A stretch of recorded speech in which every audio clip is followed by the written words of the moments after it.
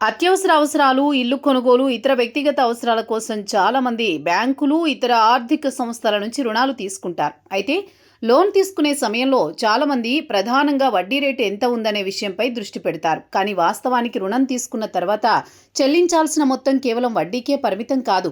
Processing fee నుంచి documentation వరకు రకరకాల ఛార్జీలుంటాయి. వీటి ఛార్జీల గురించి కూడా తెలుసుకోవాల్సిన అవసరం ఉంది. ఎందుకంటే ఇవి ఒక్కో లోన్కు ఒక్కో విధంగా ఉంటాయి.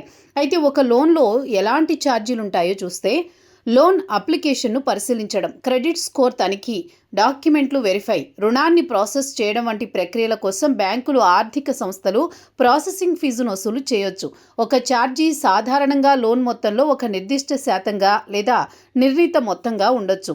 కొన్ని సందర్భాల్లో లోన్ మంజూరైన తర్వాత ఈ ఫీజును వసూలు చేస్తారు. లోన్ తీసుకునే ముందు ప్రాసెసింగ్ ఫీజు ఎంత, అది రిఫండబులా, లోన్ మంజూరు కాకపోతే తిరిగిస్తారా అనే విషయాలు స్పష్టంగా తెలుసుకోవాలి. ముఖ్యంగా హోమ్ లోన్, ప్రాపర్టీ లోన్ రుణాల్లో ఆస్తికి సంబంధించిన పత్రాలను పరిశీలించడానికి, చట్టపరమైన ధృవీకరణ చేయడానికి లీగల్ ఛార్జీలు ఉండొచ్చు.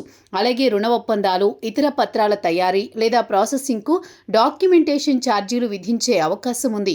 ఈ ఖర్చులు రుణ సంస్థను బట్టి మారవచ్చు.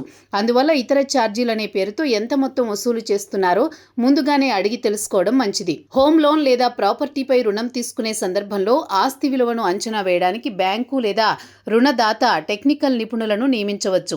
ఆస్తి మార్కెట్ విలువ, నిర్మాణ స్థితి, పత్రాల్లో ఉన్న వివరాలు వంటి అంశాలను పరిశీలించేందుకు అయ్యే ఖర్చును వాల్యుయేషన్ లేదా టెక్నికల్ ఛార్జీగా వసూలు చేయొచ్చు. ముఖ్యంగా ప్రాపర్టీ ఆధారిత రుణాల్లో ఈ ఛార్జీలు వర్తించే అవకాశం ఎక్కువగా ఉంటుంది. కొన్ని రకాల రుణాలకు బీమా తీసుకోవాలని రుణదాత సూచించవచ్చు. ముఖ్యంగా హోమ్ లోన్ లేదా పెద్ద మొత్తంలో రుణం తీసుకునే సమయంలో రుణగ్రహీతకు సంబంధించిన జీవిత బీమా లేదా ఆస్తికి సంబంధించిన బీమా ఉండాలని సూచించే సందర్భాలున్నాయి.